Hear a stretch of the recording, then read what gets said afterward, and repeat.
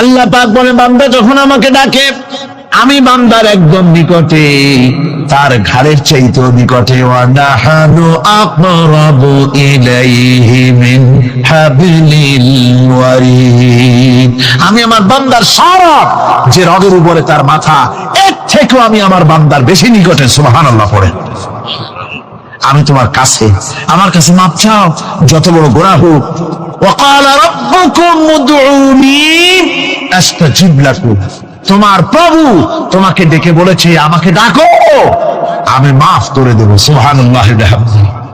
হাদিসে কুদসির ভিতরে এসেছে আল্লাহ পাক বলেছেন, কোন বান্দা যদি আমার দিকে এক বিগত অগ্রসর হয়, আমার রহমত তার দিকে এক হাত এগিয়ে যায়। কোন বান্দা যদি আমার দিকে হেঁটে আসে, আমার রহমত তার দিকে দৌড়ে যায়।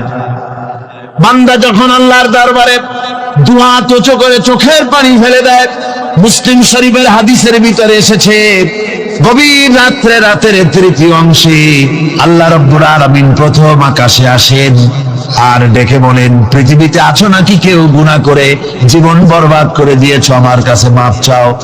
ঋণগ্রস্ত আছো, অসুস্থ আছো, অপমানিত আছো, কে আছো মাজলুম, আমাকে ডাকো, আমার কাছে বলো, আমি ডাকে সারা দেব, জীবনের আশা পূরণ করে দেব।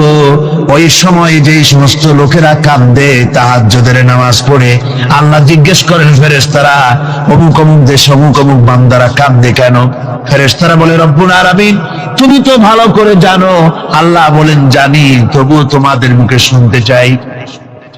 তারা বলে, রব্বুল আলামিন তোমার এই বান্দা গুনাহ করেছি, গুনার জন্য মাফ চায়, জাহান্নাম থেকে বাঁচতে চায়।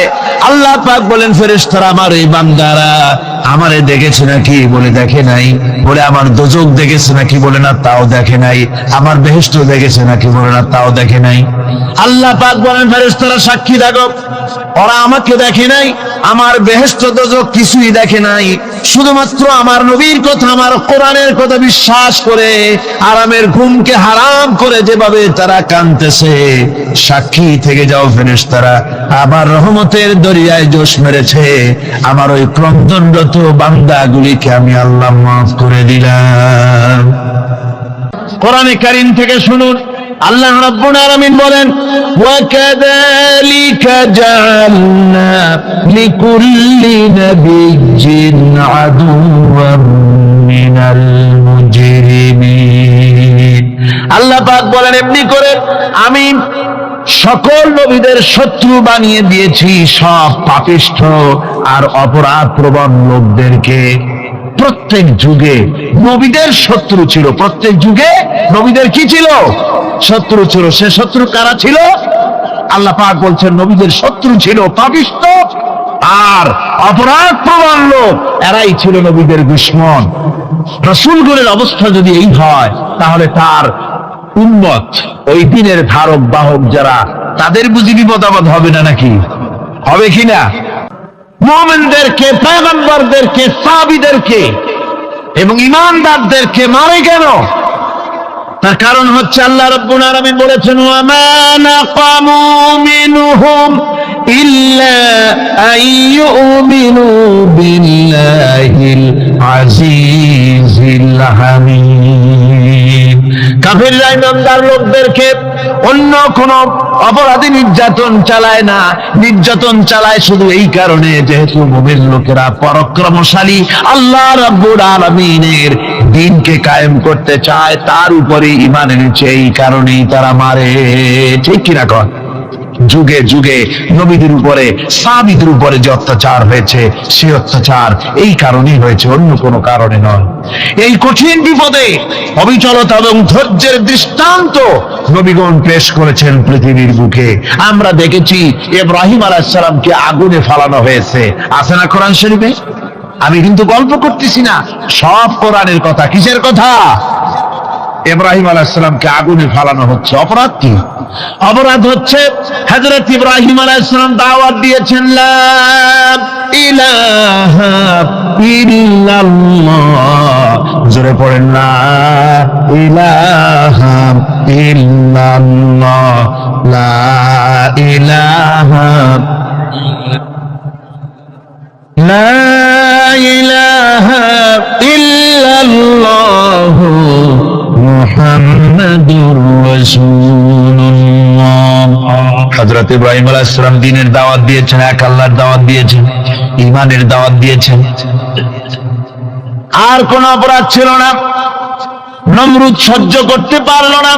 কোরআনে কারীমের মধ্যে সব কথাগুলি আল্লাহ পাক এই জন্য বিধৃত করেছেন, এই জন্য কোরআনে কারীমের মধ্যে সব কথা উঠায় দিয়েছেন, যাতে করে মুমিনেরা বিপদ আসলে পরে যেন ঘাবড়ে না যায়। ইব্রাহিম আলাইহিস সালামকে আগুনে ফেলানো হচ্ছে। ফেরেশতা বলছে, ইব্রাহিম তোমারে আগুনে ফেলায় দেওয়া হতেছে, আমার কাছে সাহায্য চাও, আমার কাছে ক্ষমতা আছে, আগুনগুলো উঠায় নমরুদের বংশ জ্বালায় দেব। হযরত ইব্রাহিম ফেরেশতার কাছে সাহায্য চাইছিলেন নাকি? তিনি বললেন, ফেরেশতা তোমার কাছে সাহায্য কেন চাইব? আমি তো এমন কোন অন্ধ আল্লাহর ইবাদত করি না যেই অন্ধ স্রষ্টা তার গোলামের দুঃখ দুর্দশা না দেখেন। আমি তোমার কাছে সাহায্য চাইব না। হযরত ইব্রাহিম আলাইহিস সালাম পাস করলেন। কি বলেন, পাস করছেন না? ঈমানের পরীক্ষায় পাস। আগুনের মধ্যে হযরত ইব্রাহিমকে যখন ফেলানো হচ্ছে, রব্বুল আলামিন আগুনের প্রতি নোটিশ করে দিলেন, ইয়া নারু কুনি বারদাও ওয়া সালামান আলা ইব্রাহিম। আগুন আমার ইব্রাহিমের জন্য শান্তিদায়ক, ঠান্ডা হয়ে যা। এখন কি আর আগুনের বাপের ক্ষমতা আছে ইব্রাহিমকে পোড়ানো? আর ক্ষমতা নাই। আমার বন্ধুগণ, ইব্রাহিম আগুনের ভিতরে আরামে বসা আছেন, আর ওদিকে নমরুদ বসে বসে দেখতেছে দূর থেকে ইব্রাহিম তো জ্বলে না, গায়ের মধ্যে আগুন জ্বলে গেল। ডাক দিয়ে কয়, আগুন তোর হলো কি? কেন জ্বালাইতে পারিস না আমার দুশমন রে? হলোটা কি তোর? তোর কি জ্বালানো শক্তি বন্ধ হয়ে গেল নাকি? আগুনের ভিতর থেকে জবাব এলো, নমরুদ রে, আমার ভিতরে জ্বালানো শক্তি আছে কি নাই যদি প্রমাণ করতে চাও, টেস্ট করতে চাও, তুই নিজে আয়, তোরে শুদ্ধ তামাম দুনিয়া জ্বালাই দিতে পারি, ইব্রাহিমের এক গাছা পশমও জ্বালাইতে পারি না। তার কারণ হচ্ছে আমি হচ্ছি মাখলুক, আল্লাহ হচ্ছেন খালিক। আল্লাহ আমাকে বলেছেন না জ্বালাতে, তুমি 1000 বার বললেও আমি ইব্রাহিমকে জ্বালাইতে পারবো না। কোরআনে কারীমে ঘটনা বলে মুমিনদেরকে সাহস দেওয়া হচ্ছে, মুমিনেরা দ্বীনের কাজ করতে গিয়ে বিপদ আবাজ আসবে, ঈমানের দাবি হলো বিপদ আসবে, আর বিপদ আসলে ঘাবড়ায় যেও না, মুসিবতে পড়ে চিন্তায় পেরেশানে হয়রান হয়ে যেও না। বিশ্বকবি আল্লামা ইকবাল কি সুন্দর করে বলেছেন, আজ ভি হোক জু বিরাহিম কা ইমা पैदा आग कर सकती है एक अंदाज गुलिस्तां पैदा।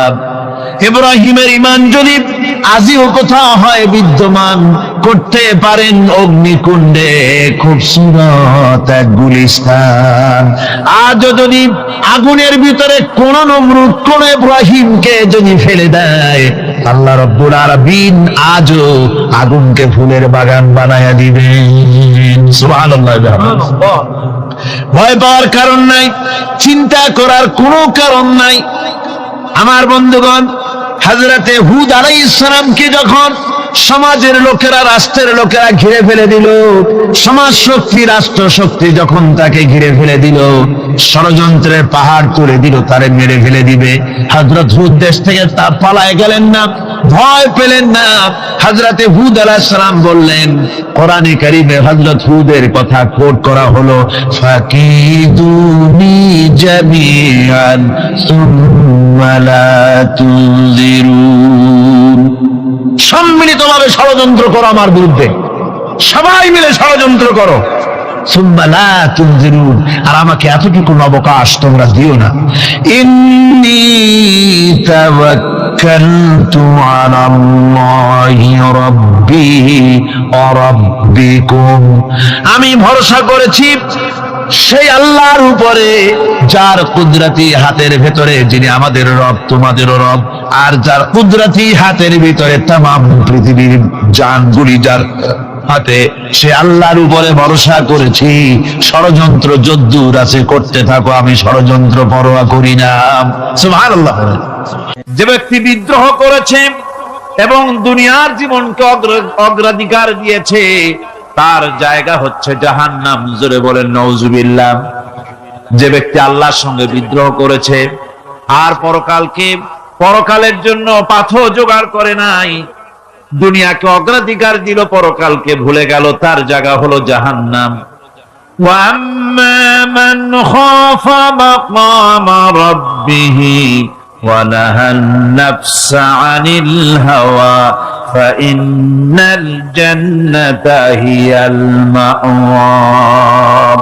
আর যে ব্যক্তি আপন প্রভুর সামনে উপস্থিত হকে ভয় করেছে এবং আপন প্রবৃত্তিকে লালসা মুক্ত করেছে, লালসার হাত থেকে রক্ষা করেছে, আল্লাহ রাব্বুল আলামিন কিয়ামতের দিন তার জন্য রেখে দিয়েছেন জান্নাত। তার জন্য কোন জায়গা? জান্নাত। আমাদেরকে পরকাল ভিত্তিক জীবন যাপন যদি করি, তাহলে কবরের জবাবগুলি খুব আসান হবে। আর যদি পরকাল ভিত্তিক জীবন যাপন না হয়, কবরটা মুসিবত হয়ে যাবে। হযরত ওসমান রাদিয়াল্লাহু তাআলা আনহু কবরের কাছে গিয়ে খুব কাঁদতেন। সাহাবায়ে কেরাম প্রশ্ন করেছেন, হুজুর, রাসূল করিম সাল্লাল্লাহু আলাইহি ওয়াসাল্লাম যখন জান্নাত ও জাহান্নামের ওয়াজ করেন, তখনও তো এত বেশি আপনি কাঁদেন না, যত বেশি কাঁদেন কবরের কাছে এসে, কারণ কি? হযরত ওসমান রাদিয়াল্লাহু তাআলা আনহু বলতেন, আমার সাথীরা, আমি আমার হাবিবের কাছে, আল্লাহ রাব্বুল আলামিনের রাসূলের কাছে আমি শুনেছি, এই কবরটাই হলো প্রথম স্টেশন, এই কবরটাই হলো প্রথম ইমিগ্রেশন কাউন্টার। এই জায়গায় যদি কেউ ধরা পড়ে যায়, কারো যদি চার্জশিট হয়ে যায়, সব জায়গায় ধরা পড়ে যাবে, হাসরে মিজানে সিরাতে কোনো জায়গায় নাজাত পাবে না। আর এই কবরটা যদি কেউ মুক্তি পেয়ে যায়, মিজান সিরাত হাসর সব জায়গা থেকে আল্লাহ তারে ভালোভাবে পার করে দিবেন। এটা হলো আসল জায়গা, মারাত্মক জায়গা, খুব মারাত্মক জায়গা। কবর হচ্ছে এ ধরনের একটি ইমিগ্রেশন কাউন্টার। কবরের ভিতরে মানুষ যখনই রাখা হবে, সঙ্গে সঙ্গে দুজন ফেরেশতা আসবে। কবরের কাছে যারা এসেছিল, দাফন হয়ে যাওয়ার পর এই লোকগুলি 40 কদম যেতে যতক্ষণ লাগে, এর মধ্যেই দুজন ফেরেশতা এসে যাবে। এসে জিজ্ঞেস করবে, মান রব্বুকা, তুমি কোন দল করতে? ওটা তাদের জানার দরকার নেই। চাকরি কিসে করতেন, ওটা জানার দরকার নেই। ব্যবসা করতেন না চাকরি করতেন, প্রয়োজন নেই। প্রথমেই জিজ্ঞাসা করা হবে ন্যাশনালিটি, প্রথমেই জিজ্ঞাসা করা হবে তার ন্যাশনালিটি সম্পর্কে, তার আইডেন্টিটিটা কি, এবং সেটাকে সত্যায়িত করার জন্য, বোঝার জন্য 3টি প্রশ্ন। প্রথম প্রশ্ন, মান রব্বুকা ওয়া মা দীনুকা ওয়া মান নাবিয়্যুকা, তোমার রব কে, তোমার দ্বীন কি, তোমার নবী কে। যদি এই ব্যক্তি বেঈমান হয়, মুনাফিক হয়, সে বলবে, হায় হাতা লা আদরি, হায় হাতা লা আদরি, জানি না, আমার রবকে আমি জানি না। তোমার দিন কি, দিন কারে কয় বুঝি না। এরপরে আল্লাহর নবী জনাবে মুহাম্মদ রাসূলুল্লাহ সাল্লাল্লাহু আলাইহি ওয়াসাল্লাম কে দেখানো হবে, বলা হবে, মা কুনতা তাকুলু ফি হাদার রাজুল, এই ব্যক্তি সম্পর্কে তোমার ধারণা কি নিকে? বলবে, আমি চিনি না। নাউজুবিল্লাহ। বাস, এরপরে তার যা হবার তাই শুরু হয়ে যাবে। আর যদি বান্দাটা মুমিন হয়, প্রশ্ন করা হবে, মান রব্বুকা, জবাব দেবে, রব্বি আল্লাহ, আমার রব আল্লাহ রাব্বুল আলামিন। ওয়া মা দীনুকা, দীনুনা ইসলাম, আমার দিন হচ্ছে ইসলাম। এরপরে আল্লাহর নবীকে দেখানো হবে, কয়েক রকমের বর্ণনা আছে। কোন বর্ণনায় আছে হুজুরের আকারে দেখানো হবে, অথবা রসুলকে সরাসরি দেখানো হবে। বলা হবে মা কুনতা তাকুলু ফি হাদার রাজুল, এই লোকটি সম্পর্কে ধারণা কি? মোমেন ব্যক্তি বলবে হাদা নবিয়ুনা মুহাম্মাদুর রাসূলুল্লাহ সাল্লাল্লাহু আলাইহি ওয়াসাল্লাম, ইনি মাত্র সেই নবী মুহাম্মাদুর রাসূলুল্লাহ সাল্লাল্লাহু আলাইহি ওয়াসাল্লাম। আমরা যদি এই রকমের জবাব দিতে পারি, আল্লাহ কবুল করো। সকলে জোরে বলেন আমিন। জবাব হয়ে যাওয়ার পর গায়ব থেকে আওয়াজ আসবে, ফাফরিশু বিল জান্নাতি ওয়ালবিসু বিল জান্নাহ, ও আমার ফেরেশতারা, আমার এই বান্দাকে জান্নাতের পোশাক পরায়া দাও, আর কবরটাকে জান্নাতের বিছানা বিছায়া দাও। জান্নাতের পোশাক পরায় দাও, জান্নাতের বিছানা বিছায়া দাও। ইলা মাদ্দা বাসারিহি, তার চোখের দৃষ্টি যত দূর যায় কবরটা ততটা প্রশস্ত করে দাও।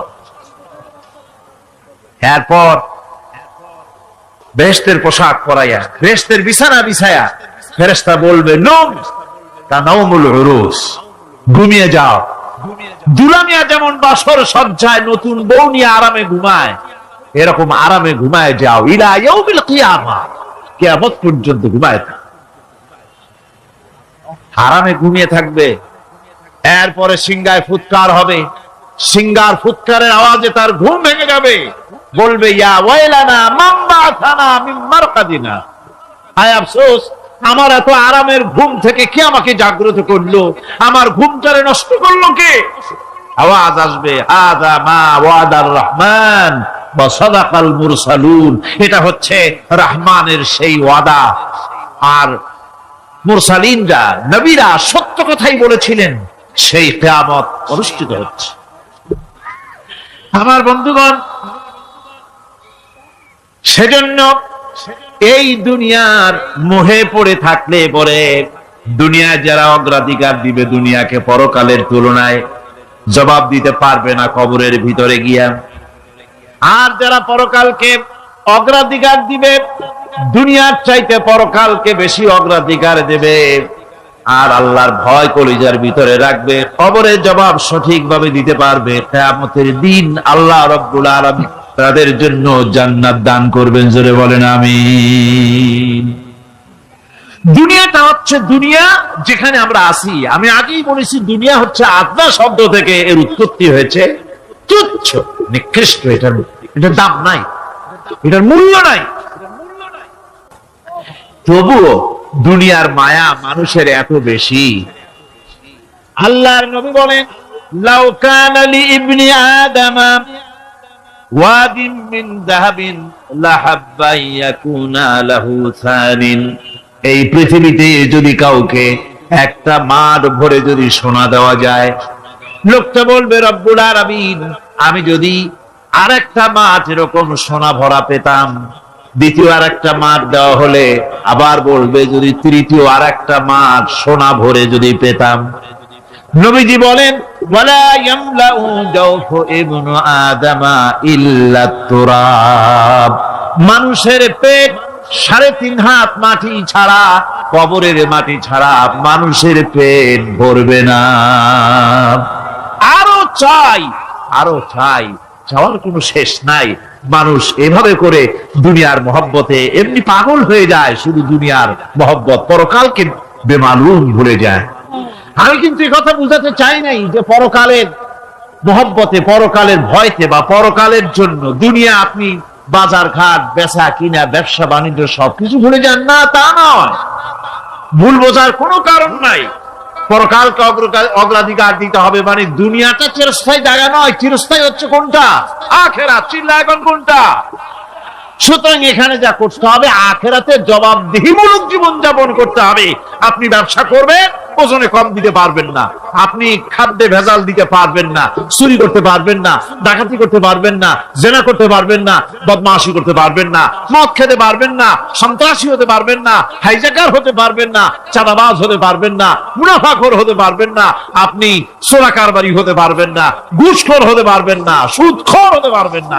এই সব কাজ পরকালকে বিশ্বাস করলেই এ সমস্ত কাজ থেকে মানুষ বিরত থাকতে পারে। কথা ঠিক কিনা? এটাই হচ্ছে। সুতরাং এই পৃথিবী থাকবে না, এটা কি চিরকাল থাকবে না, এর একটা পরিসমাপ্তি ঘটবে। যেমন করে সারা বছর লেখাপড়া করার পর কলেজে, বিশ্ববিদ্যালয়, মাদ্রাসায়, হাই স্কুলে, সব জায়গায় সারা বছর লেখাপড়া করার পর যেমন পরীক্ষা দেওয়ার একটা দিন আসে, সারা বছর ব্যবসা করার পর হিসাব নিকাশ করার যেমন একটা সময় আসে,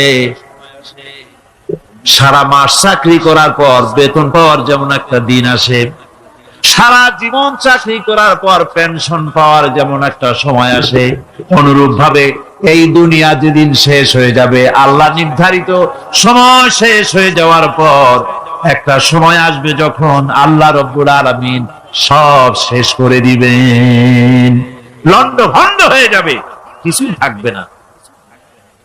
কোরআনে কারিমে আল্লাহ সব বলেছেন, কোরআনে সব আল্লাহ বলে দিয়েছেন। আল্লাহ পাক বলেন এই পৃথিবীর সব কেমন ভাবে ধ্বংস হবে তার চিত্র আল্লাহ পাক কোরআনে কারিমে তুলে ধরেছেন।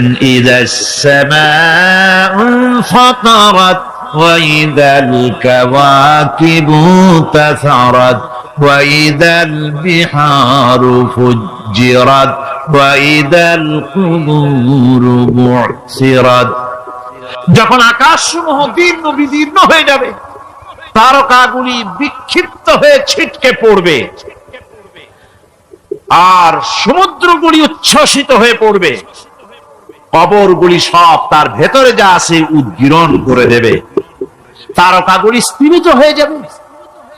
এরপরে সমস্ত আকাশগুলি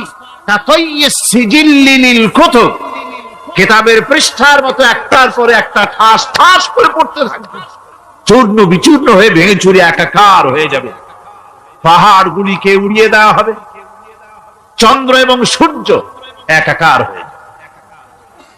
আল্লাহ রাব্বুল আলামিন বলেন ফাইদা বারিকাল বাসার ওয়া খাসাফাল কমার ওয়া জুমিআশ শামসু ওয়াল কমার।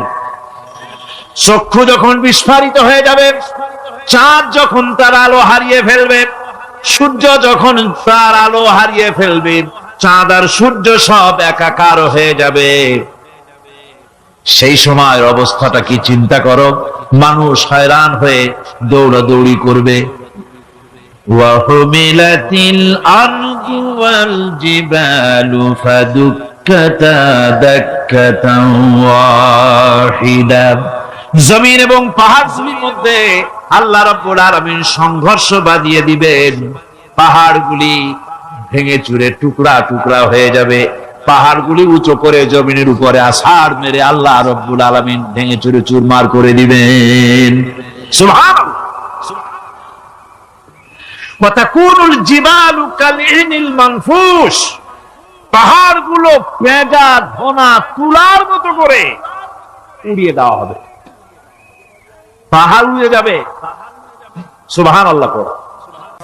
ভাইরা আমার, এই পৃথিবী একদিন পরিসমাপ্তি ঘটবে এবং আল্লাহর দরবারে আমাদেরকে উঠতে হবে এবং সেখানে আমাদের বিচার হবে। সেখানে আমাদের কি হবে? বিচার হবে। আল্লাহ পাক বিচারটাকে নির্ভুল করার জন্য, সঠিক করার জন্য প্রত্যেকের গলায় আমলনামা ঝুলায় রাখছেন, এখানে রেকর্ডের ব্যবস্থা করা হয়েছে। আল্লাহ পাক বলছেন ওয়া কুল্লা ইনসানিন আলজামনাহু তাইরাহু ফি উনুকিহি ওয়া নুখরিজু লাহু ইয়াওমাল কিয়ামাতি কিতাবান ইয়ালকাহু মানশুরা। আল্লাহ পাক বলেন প্রত্যেকের ভালো মন্দ কর্মফল কর্মলিপি আমি তার গলায় ঝুলায় রেখেছি। কিয়ামতের দিন সে নিজের কাছে স্পষ্ট সব দেখতে পারবে, কোনো জিনিস বাদ পড়বে না। তার গলায় তার আমলনামা ঝুলানো আছে, সব রেকর্ড হতেছে। আমরা যা করছি সবগুলি রেকর্ড হয়ে যাচ্ছে। কিয়ামতে যখন আমলনামা তার সামনে দিয়ে বলা হবে, ইকরা কিতাবাকা কাফা বিনাফসিকাল ইয়াওমা আলাইকা হাসিবা, তাকে বলা হবে নিজের কর্মলিপি নিজেই পড়ো, আজ তুমি তোমার নিজের হিসাব নিতে যথেষ্ট। তাকে হিসাব করতে বলা হবে, তোমার হিসাব, তোমার নিজের হিসাব নেওয়ার জন্য তুমি যথেষ্ট, তোমার হিসাব তুমি নিজেই করো, এটা পড়ো। আর সেই কিয়ামতের দিন কোন সাহায্যকারী মিলবে না। লান তানফাকুম আরহামুকুম ওয়ালা আওলাদুকুম ইয়াওমাল কিয়ামাহ। লান তানফা, কিয়ামতের দিন কোনো ফায়দা হবে না, অবশ্যই কোনো ফায়দা হবে না, কোনো উপকারে আসবে না। কিয়ামতের দিন তোমার সন্তান, তোমার স্ত্রী, তোমার মাল, তোমার সম্পদ কোন উপকারে আসবে না। কিয়ামতের ময়দানে সেদিন সব তোমার সাথে বিচ্ছেদ করবে, সব পালায় যাবে। সেখানে উৎকোষেরও কোনো কারবার নাই যে ঘুষ টুস দিয়া, ফেরেশতাদের কোন রকম বুঝবাজ দিয়া, আলাদা কোনো চোরাগলি পথ দিয়া একেবারে ফুট করে ভেসতে চলে যাবেন, এমন কোন সুযোগ নাই। অনেকে বলে, হুজুর এমন কিছু দোয়া শিখায় দেন যাতে ওই সব জেহাদ বোমা এগুলি খুব ভয় পাই, ওসব রাস্তা না, খুব সহজে কিছু দোয়া দুরূদ কইরা আস্তে করে জান্নাতে চলে যাওয়া যায়, এরকম একটা দোয়া, এরকম একটা পথ বলে দেন। আমি বলি, ভাই এরকমের কোন চোরাগলি আমার রাসূল আবিষ্কার করতে পারেন নাই। আল্লাহর পয়গম্বরের এই ধরনের কোন পথ আবিষ্কার করতে পারেন নাই। সেখানে কিয়ামতের দিন কাউকে উৎকোষ গ্রহণ করার কেউ নাই, উৎকোষ দেওয়া যাবে না। আর উৎকোষ দিবি নেবার কি, আপনার কাছে কিছু নাইও, থাকলেও নেওয়ার কেউ নাই। এই দুনিয়ায় ফাঁকিবাজি করে বহুত কিছু করা যায়, কিন্তু কিয়ামতের মাঠে এগুলি কিছুই চলবে না। اليوم لا ينفع مال ولا بنون, কিয়ামতের দিন ধন সন্তান সন্ততি আর সম্পদ কোনো কাজে লাগবে না। সেদিন শুধু আমল যদি ভালো হয় কাজে লাগবে, আমল খারাপ হবে সব শেষ হয়ে যাবে। আল্লাহ রাব্বুল আলামিন নবীজিকে ডেকে বলেছেন, নবী আপনি বলেন, কুল মা কুনতু বিদআম মিনার রাসূল, আপনি বলুন আমি কোন নতুন রাসূল নই, আমার আগে অনেক নবী রাসূল পৃথিবীতে এসেছেন, তারা বিদায় হয়ে গেছেন। আমি জানি না কিয়ামতের দিন আল্লাহ রাব্বুল আলামিন আমার সাথে কি ব্যবহার করবেন, আর আমি এও জানি না যে কিয়ামতের দিন আল্লাহ পাক তোমাদের সাথে কি ব্যবহার করবেন। এই আয়াত নাযিল হওয়ার পর আল্লাহর হাবিব তার মেয়েকে ডাকলেন, জামাইকে ডাকলেন, নাতিদেরকে ডাকলেন, আহলে বাইতদেরকে ডাকলেন, আর বললেন, ও আমার মেয়ে কলিজার টুকরা ফাতেমা গো, শোনো, কেবলমাত্র আয়াত নাজিল হয়ে গেল, আল্লাহ পাক আমাকে শুনাইছেন কিয়ামতের দিন আমি জানি না আমার সঙ্গে কি ব্যবহার করা হবে, আর এও জানি না যে তোমাদের সাথে কি ব্যবহার করা হবে। ও আমার কলিজার টুকরা মেয়ে ফাতেমা, কিয়ামতের দিন মুহাম্মদ সাল্লাল্লাহু আলাইহি সাল্লামের মেয়ে, এই হিসাবে তোমার নাজাতের ফয়সালা হবে না। ও আমার কলিজার টুকরা নাতি হাসান আর হোসেন, কিয়ামতের দিন মুহাম্মদ সাল্লাল্লাহু আলাইহি সাল্লামের নাতি হিসাবে ফয়সালা হবে না। ও আমার জামাই হযরতে আলী, কিয়ামতের দিন আমার জামাই হিসাবে নাজাতের ফয়সালা হবে না। আমল যদি ভালো হয় ফয়সালা ভালো হবে, জান্নাতে চলে যাবে। আমল যদি খারাপ হয় কার নাতি কার জামাই দেখা হবে না। সুবহানাল্লাহ, কঠিন কিয়ামতের মাঠ। এই পরকালের বিশ্বাস যদি কলিজার মধ্যে ঢোকে মানুষ ভালো হয়ে যাবে। কোন সুবহানাল্লাহ। বন্ধুগণ, এরপরে একটা জীবন আসবে ওই কিয়ামতের ময়দানে, এই পরকালের বিশ্বাসটা গুরুত্বপূর্ণ ব্যাপার। আমাদের সব কিছুর হিসাব দেওয়া লাগবে।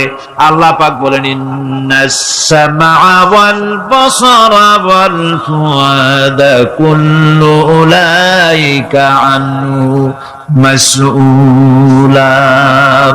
নিঃসন্দেহে মানুষের শ্রবণ শক্তি, দর্শন শক্তি এবং তার অন্তঃকরণের কল্পনা সম্পর্কে আল্লাহ রাব্বুল আলামিনের কাছে জিজ্ঞাসিত হতে হবে। কান দিয়া কি করেছিল, চোখ দিয়া কি করেছিল, মুখ দিয়া কি করেছিলে, হাত দিয়ে কি করেছিলে, সবকিছুর জবাব আল্লাহ রাব্বুল আলামিনের কাছে দিতে হবে।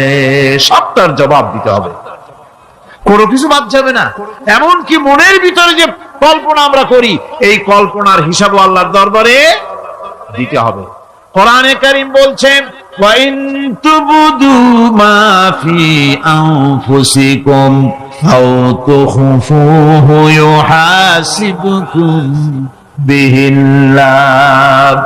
মনের ভিতরে তুমি যেটা কল্পনা করো সেটা প্রকাশ করো, অথবা তুমি গোপন রাখো, যাই তুমি করো না কেন, আল্লাহ রাব্বুল আলামিন এর হিসাবও তোমার কাছে নেবেন। ফায়াগফিরু লিমান ইয়াশা ওয়া ইউআযিবু মান ইয়াশা ওয়াল্লাহু আলা কুল্লি শাইইন কাদির। মহান আল্লাহ পাক বলেন, করার পর তোমার মনের ভিতরে কি কল্পনা করেছিলে ওইটার হিসাব আমি নেব। হিসাব নেওয়ার পর যারে খুশি ক্ষমা করে দেব, যাকে খুশি শাস্তি প্রদান করব। সবকিছুর উপরে আল্লাহ রাব্বুল আলামিন শক্তিমান, সব তিনি করতে পারেন, সমস্ত কুদরত রয়েছে তার। সুতরাং মানুষদেরকে, আল্লাহর বান্দাদেরকে বিশ্বাস করতে হবে যে আমার কোনো কথা বাদ যাবে না, কথাগুলি রেকর্ড হচ্ছে, কথা রেকর্ড হচ্ছে। মুখ আছে বলেই যা খুশি তা বলা যাবে না, কান আছে বলেই যা খুশি তা শোনা যাবে না, চোখ আছে বলেই যা খুশি তা দেখা যাবে না, হাত পা আছে বলেই যা খুশি তা করা যাবে না। সবটার পেছনে আল্লাহ রাব্বুল আলামিনকে ভয় করা লাগবে। মহান আল্লাহ রাব্বুল আলামিন বলে, বান্দারে তোমার সমস্ত কার্যাবলী, এমনকি তোমার চাহনিটা পর্যন্ত কার দিকে কি নিয়তে তাকায়ছো কেউ জানে না, আমি আল্লাহ রাব্বুল আলামিন জানি।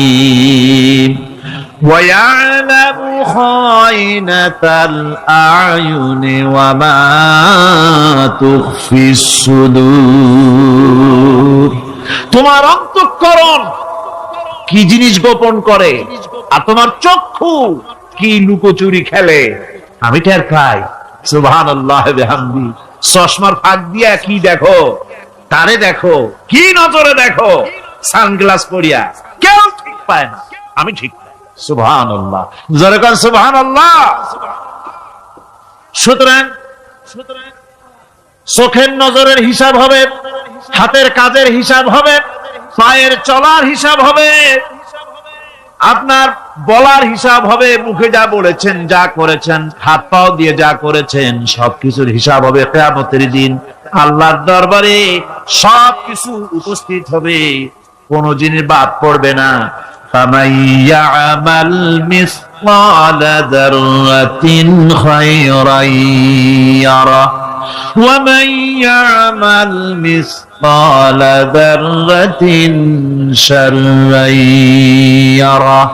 ছোট্ট একটা ভালো কাজ যদি করো, তাও হাজির করা হবে সামান্যতম ভালো কামও তোমার বাদ পড়বে না। আর ক্ষুদ্রতম কোন খারাপ কাজ করলে তাও উপস্থিত করা হবে, সব তোমার সামনে, কোন জিনিস বাদ পড়বে না, সব দেখতে পাবে কিয়ামতের দিন। ভালো কাজটাও আর খারাপ কাজটাও আল্লাহর কাছে সেদিন আল্লাহ পাক মানুষের সামনে উপস্থিত করে দিবেন। আল্লাহ পাক বলছেন, সেদিন এই জমিন, তার ভিতরে যা লুকায়িত ছিল, জমিন সব বের করে দেবে। কান্নাহুম জারাদুম মুনতাশির। টিড্ডি, ফড়িংগুলি, পোকাগুলি মাটির থেকে যেমন বেরোয়, এ মাটির ভিতরে যা আছে কিয়ামতের দিন সব মাটি বের করে দেবে। ইযা যুলজিলাতিল আরদু জিলজালাহা وأخرجت الأرض أثقالها وقال الإنسان ما لها এ জমিনকে ঝাঁকি মারা হবে প্রবল এক ঝাঁকুনি, প্রবল এক ঝাঁকুনিতে এই পৃথিবীর মধ্যে যা কিছু আছে সব বেরিয়ে যাবে। সুবহানাল্লাহ কইতে ইচ্ছা করে না মিয়ারা? এক ঝাঁকুনিতে পৃথিবী সব বের করে দেবে। মানুষ হয়রান হয়ে বলবে কি হয়েছে, এ মাটির হলোটা কি? আমার বন্ধুগণ, মানুষ হয়রান হয়ে গিয়ে বলবে মাটির কি হলো? আল্লাহ রাব্বুল আলামিন বলেন ইয়াউমাইযিন তুহাদ্দিসু আখবারাহা বিআন্না রাব্বাকা আওহা লাহা। জমিনের উপরে যা ঘটেছে জমিন তা সব বের করে দেবে, সব প্রকাশ করে দেবে। আর এটা এই জন্য হবে যেহেতু তার রবের হুকুম হয়েছে, তার রব হুকুম করেছে বের করে দে। জমিনের ভিতরে আছে যা সব বেরিয়ে যাবে, আকাশ ভেঙে পড়বে, পাহাড় উড়ে যাবে, জমিনের ভিতরে যা আছে সব উপরে চলে আসবে, পৃথিবীতে সব শেষ, কিচ্ছু নাই, আকাশ নাই, পাহাড় নাই, সমুদ্র নাই, সব একাকার, চন্দ্র নাই, সূর্য নাই, তারকা নাই, গ্যালাক্সি নাই, মহাশূন্য নাই, সব শেষ। আল্লাহ রাব্বুল আলামিন সমস্ত ফেরেশতাদেরকে শেষ করে দিবেন, সকলের মওত হয়ে যাবে, কেউ আর থাকবে না, এমনকি হযরতে আজরাইল মালাকুল মউত তিনিও থাকবেন না, সব আল্লাহ রাব্বুল আলামিন মৃত্যু করে দিবেন। এরপরে আল্লাহ রাব্বুল আলামিন একা তিনি বলবেন ইয়া দুনিয়া, ইয়া দুনিয়া আইনা আনহারুকি, এ পৃথিবী তোর সেই সমুদ্রগুলো কোথায়, নদীগুলি কোথায়? ইয়া দুনিয়া আইনা আশজারুকি, হে দুনিয়া তোমার গাছগুলি কোথায়? এত বন বনানি, এত গাছ ছিল। ইয়া দুনিয়া আইনা জিবালুকি, হে পৃথিবী তোর জমিনে যত পাহাড় ছিল পাহাড়গুলি কই? যত স্বৈরাচার ছিল জমিনের উপরে, যারা স্বৈরাচারী মনোবৃত্তি নিয়ে মানুষ ধ্বংস করেছে, দেশ ধ্বংস করেছে, মায়ের বুক খালি করেছে, ওই স্বৈরাচার গুলি কই? কোন জবাব নাই। আল্লাহ পাক এর পরে বলবেন লিমানিল মুলকুল ইয়াউম, কার রাজত্ব আজকে? রাজত্বটা কার? আল্লাহ তিনবার আওয়াজ দিবেন, আজকে রাজত্ব কার? আল্লাহ পাক যখন তিনবার করে ডাক দিবেন, কোন জবাব নাই, কোন জবাব নাই। কে জবাব দেবে? আল্লাহ রাব্বুল আলামিনের সামনে কার ক্ষমতা আছে কথা বলার? কেউ তো নাই, সব শেষ। আল্লাহ পাক বলবেন বিল্লাহিল ওয়াহিদুল কাহ্হার, একমাত্র পরাক্রমশালী আল্লাহ রাব্বুল আলামিনের রাজত্ব আছে। সেই হাসরের মাঠে আমাদের সকলকে উপস্থিত হয়ে যেতে হবে, কেউ আমরা এখান থেকে বাঁচতে পারবো না, সবাইকে উঠতে হবে। অপরাধীরা সেখানে অসহায় হয়ে যাবে, অপরাধীরা অসহায় হয়ে যাবে। আল্লাহ পাক বলেন فَإِذَا جَاءَتِ الصَّاخَّةُ يَوْمَ يَفِرُّ الْمَرْءُ مِنْ أَخِيهِ وَأُمِّهِ وَأَبِيهِ وَصَاحِبَتِهِ وَبَنِيهِ। অবশেষে যখন কান ফাটানো আওয়াজ আসবে, এই আওয়াজ সেদিন মানুষ নিজের মা বাপ ভাই বোন সব থেকে বিচ্ছিন্ন হয়ে যাবে, সব একের থেকে আরেকজন পালায় যাবে, হারায় যাবে, কেউ কাউকে আর খুঁজে পাবে না। সেদিন ওই কিয়ামতের মাঠে বিভীষিকাময় দৃশ্য, মানুষ হয়রান হয়ে যাবে। মাথার এক হাত অথবা অর্ধ মাইল অথবা এক বিগত এতটুকুন উপরে ওই প্রকাণ্ড সূর্যটার তাপ আসবে, গুনাহগারের মাথার চান্দি ফেটে গিয়া মগজগুলি গলে গলে নাক কান দিয়ে বের পড়তে লাগবে, জিহ্বাটা কুকুরের মতো ঝুলে নাভিস্থল পর্যন্ত পড়ে যাবে, মাটিটা সূর্যের উত্তাপে তামার মতো গরম হয়ে যাবে, সারা হাসর জুড়ে আওয়াজ হবে পানি পানি পানি। মানুষেরা হয়রান হয়ে যাবে সেই হাসরের ময়দানে। এই চরম কষ্টের ভিতরে আল্লাহ রাব্বুল আলামিন বলেন সেদিন দুটো ভাগ হয়ে যাবে, একদল মানুষের চেহারা আলোয় ঝলমল হয়ে যাবে, আর একদল মানুষের চেহারাগুলি কালো হয়ে যাবে।